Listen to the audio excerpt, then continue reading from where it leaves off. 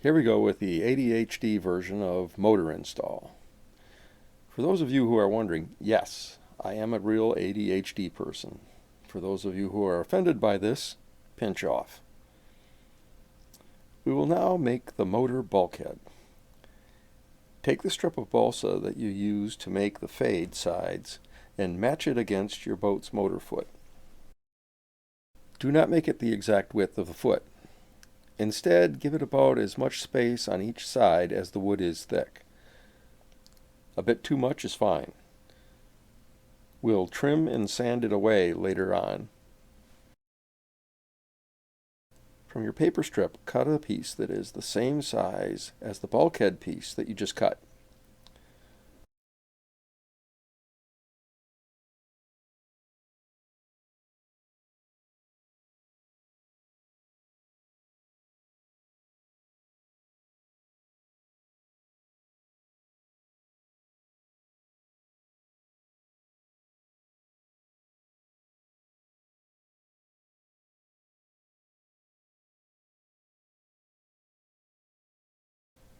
Fold that paper exactly in half.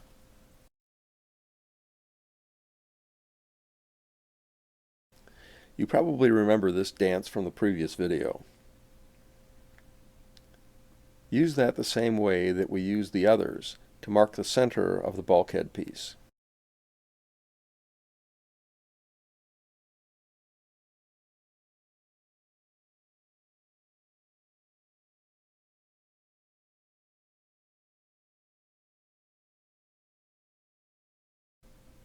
Mark it.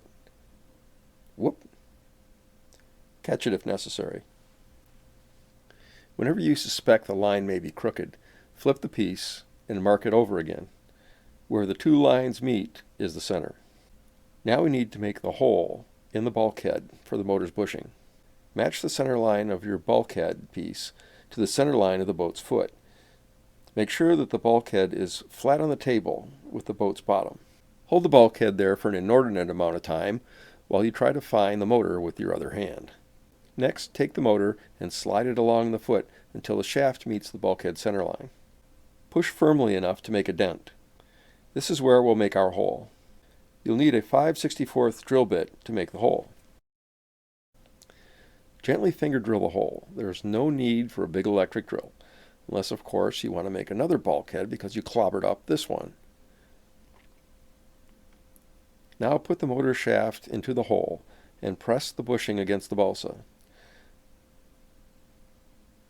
Twist in order to rub the bushing into the wood. You'll see that it makes a nice imprinted circle for us to cut out. But wait, you say you don't have a 5/64 drill bit? No problem. Neither did I when I started doing this. You do have a number 11 X-Acto blade. Point it into the dent and gently twist the knife until you've made a small hole all the way through. Now press the motor shaft into the dent and do the press and twist thing.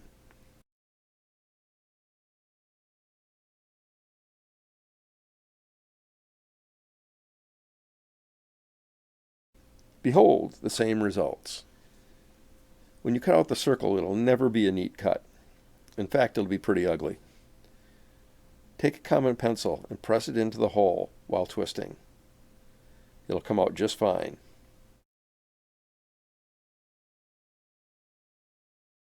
Hey, no comments about my fingernails. My manicurist died in a freak soaking dish accident. Now insert the motor bushing and check for fit.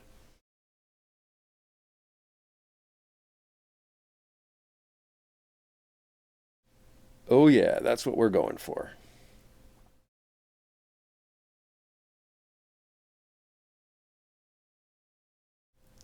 A single drop of superglue on each side will hold just fine. Do not overglue. If you ever have to change this motor, you'll regret overgluing. For sealing, use some common enamel paint. A tube acrylic will work too, in a thin layer. Believe it or not, this is enough to do the job. I've not had a leaky bulkhead since the 1980s.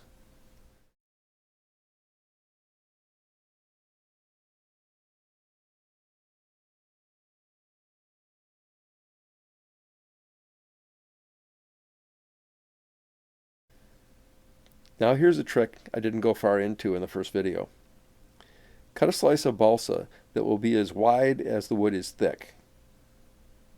So we're cutting a small one.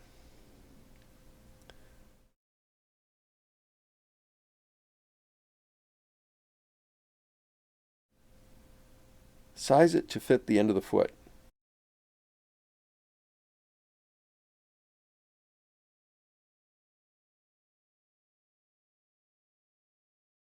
Glue it in place. The motor will fit right over it, while the bulkhead laps over the edge. Now test fit the fade walls. Notice that we'll need to bevel here to get a tight fit. Simple sanding with an emery board will do the trick. We've moved to my nonstick surface so I don't glue the boat to the workbench again. With glue spread on the lower inboard edge and the bevel, we slide the fade wall into place. Brace it with weighted paint bottles.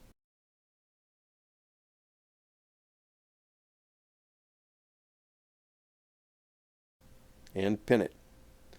Note, my regular pins that I've used for years are so grody that they cannot be shown on camera.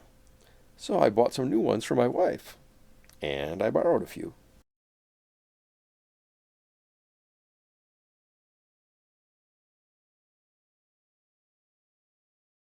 Finally, we're going to cut some more of those square strips. I use these for two purposes.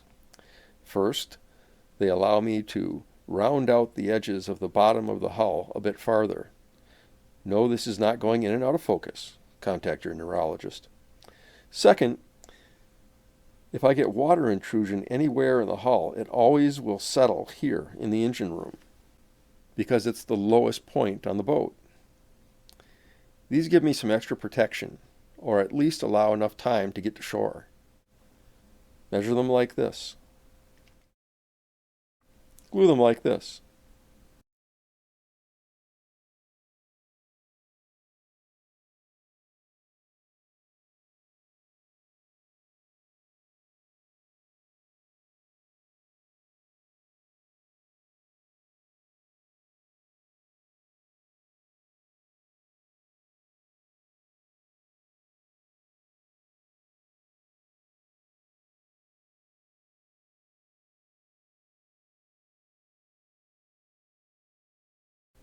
Or like this. In the next video, we're going to start the bow and do the beam ends. That's the sides for you landlubbers.